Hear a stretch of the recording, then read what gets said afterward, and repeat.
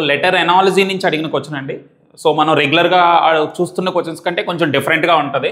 చూడండి, ఇక్కడ ఒక పెయిర్ ఉంది, ఇక్కడ ఒక పెయిర్ ఉంది. సో నెక్స్ట్ దాంట్లో మనకి ఆన్సర్ కావాలి. సో ఈ రెండింటికి ఏ లాజిక్ ఉందో ఇక్కడ కూడా అదే లాజిక్ ఉండాలి.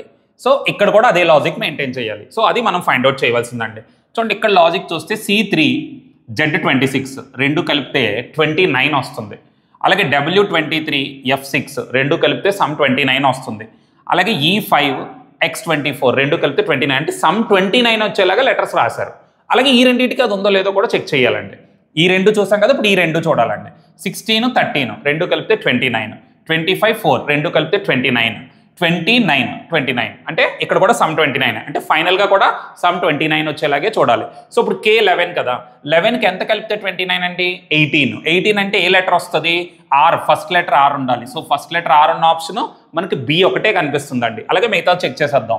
9 20 29, అలాగే L 12కి 17 కలిపితే 29 అంటే మనకు ఆన్సర్ ఏంటండి? ఆప్షన్ B అనేది ఆన్సర్.